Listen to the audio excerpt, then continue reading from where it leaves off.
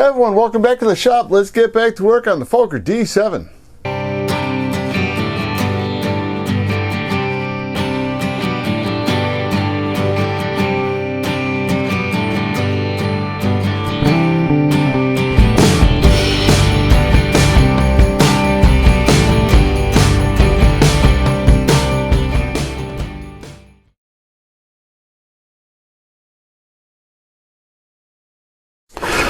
Now what I failed to show you fine peoples, what I did on this, because I forgot to bring down my sheet of glass. I've got a pane of glass upstairs that I use for this.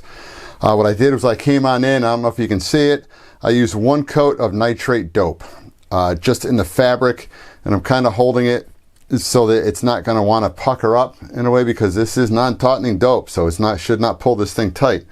Now what I want to do is I want to come in, because I want to have this straight leading edge up here. I want it to be straight across when I go ahead and start using the nitrate dope to go ahead and glue it down. So what I'm going to do is, right now it's feeling pretty good. The bench top is not tacky, so I'll come in, put this down, get a straight edge. I want to get a straight edge that is going to be better than that one.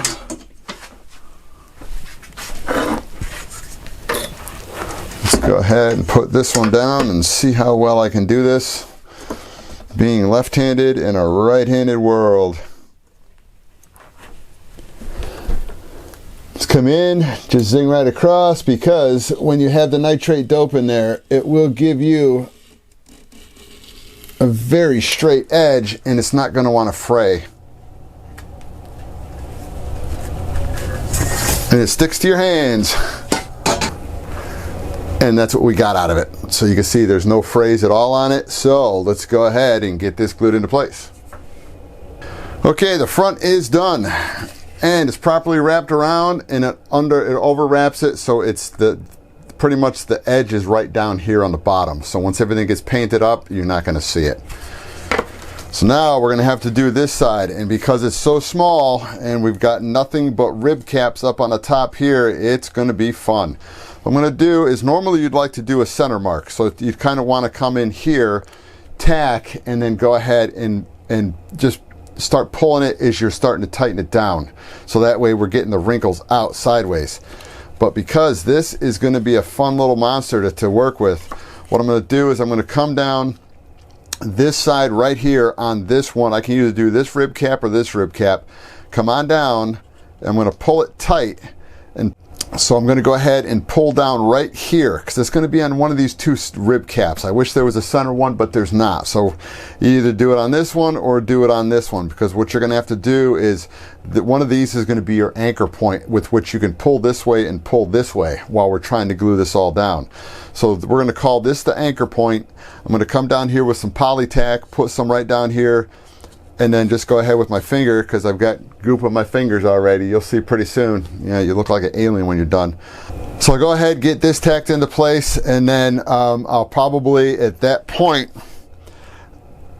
I don't know if I want to pull it this way. I may just go ahead, when I'm doing this, is once I get it tacked on here, I'll come in with some nitrate dope and just go ahead and just run a bead all the way down through here, so that we're gluing this section on. Then we'll pull that way on the end rib cap and tack it down there. I'm not worried about this one. We'll do the end one down here, and then we'll come back and we'll do the other side.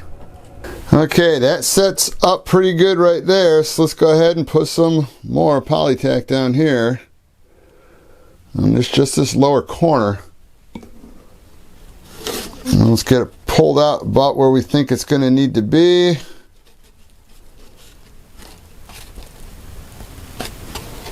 And that's looking pretty good right there. Okay, so as that's holding, I'm going to start coming in with some nitrate dope, and we'll start pulling it that way.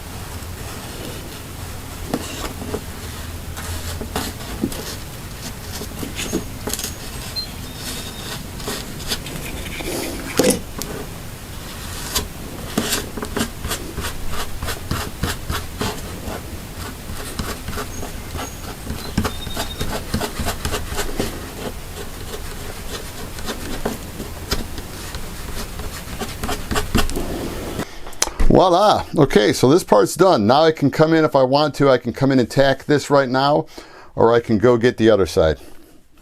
All right, I don't know how well you can see that. We got it up to 250. And I think that this should be about where we want it. Okay, yeah, all the wrinkles are coming out. It's very temperature sensitive to that point where all of a sudden you're going to see the wrinkles just start to come out, and that's where you want to stick to. You really don't want to go much farther past that. And it just pulled up that little pucker that was right there, so we're good. All right, so let me go ahead and get the bottom tightened to the point where I'm happy with it.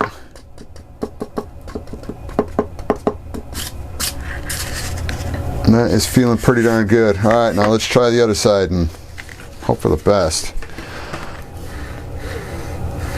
Let's take care of the leading edge first.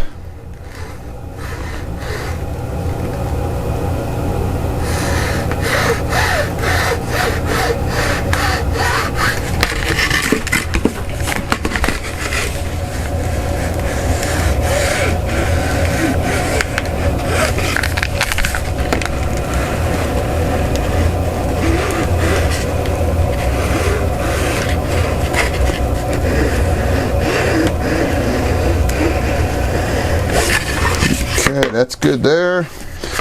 Let's see what we can do.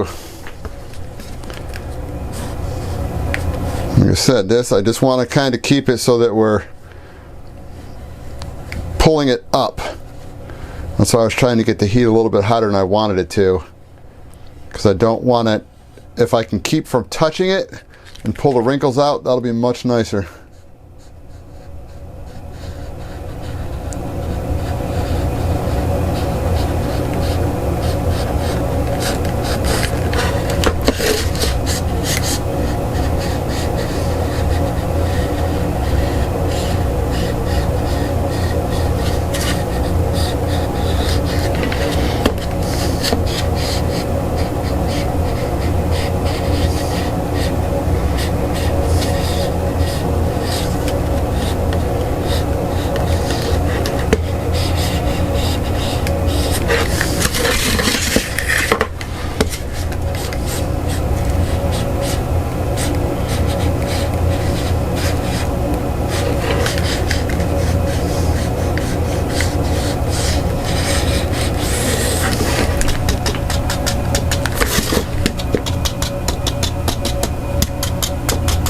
Pretty darn good. Just do a little bit between the ribs real quick.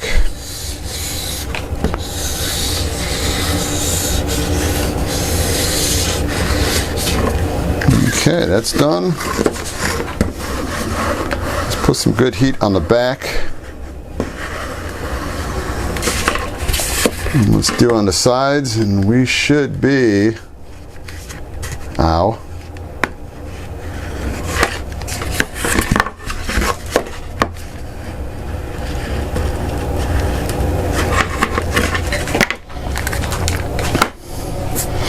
All right, one done.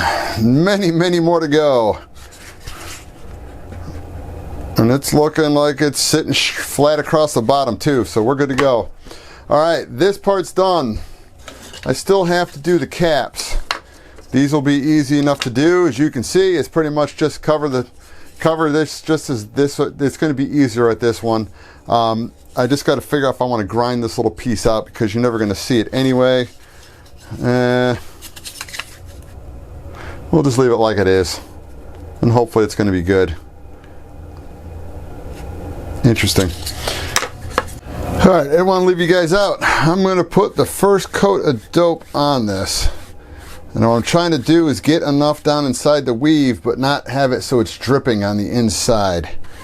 Because the first one is the hardest to put on. But you want to make sure you get enough down inside where you're starting to kind of lock the weave together. But you also don't want to have it so that you're just pouring a whole bunch down inside. Because I don't know if you'll be able to see down here. There is a little teeny puddle right there. And it may cause a pucker. So I'll show you guys when it's all done and set up. That's what I'm trying to keep the dope from doing, where all of a sudden it's touching a spot where you don't want it to touch and it just pulls it together.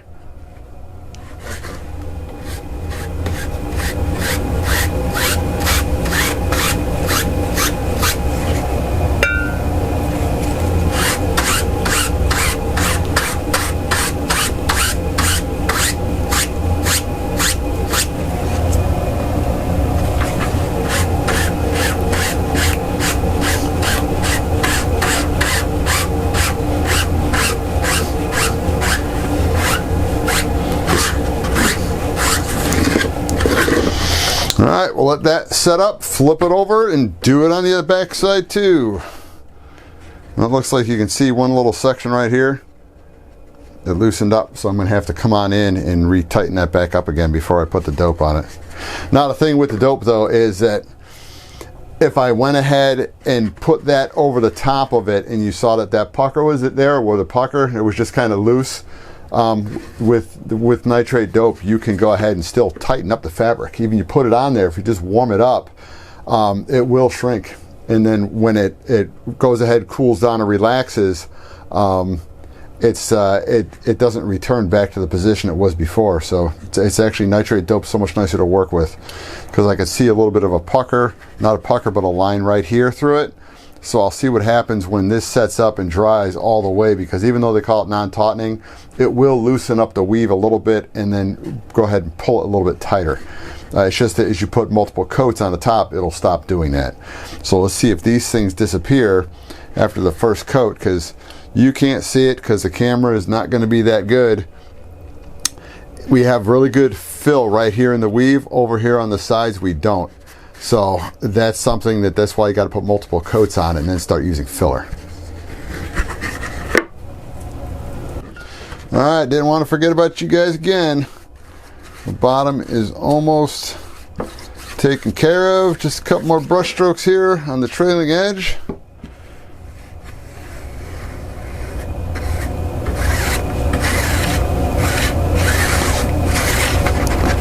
And we are all looking good on this. Let's go ahead and see if I can get that edge tight again. And then we'll get this edge taken care of.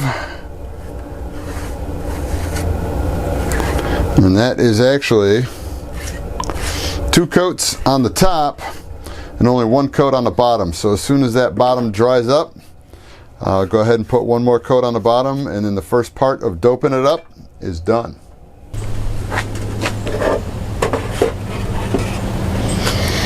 Alright guys, 1 piece done, many more to go. Fingers, got goop all over them. And this will be like this for me for probably about 2 weeks. That was a little less than an hour to get that one covered. It just takes me more time to get everything set up with the cameras and everything. So at least at that point you got a kind of a good idea of what I'm going to have to go through. It's not difficult. I've been doing this with this type of fabric since 2006. So I've built many planes with it. So for me it's easy peasy. It's just a matter of it's because it's the hardest part of the, I don't want to say it's the hardest part of the build, but it's the most important part of the build, is getting that covering on. And like I said many times in the past, this is a structural part of the plane, because this fabric is glued to the wood, to the fuselage, to the wings, and so it is a structural part. So it just goes to show you that it's part of the plane that needs to get taken care of properly and done right the first time, because once you put this stuff on, it does not like to come off. You have to use heat, believe it or not, just like the regular Mylar. A lot of times you got to use heat to warm up the glue.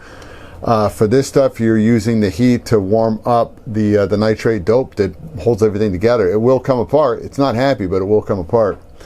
Now, one of the other things that we've done is a buddy of mine, Roger, years ago, did and Roger, if you're watching this, you'll probably badmouth me because I really don't think I know which plane it was.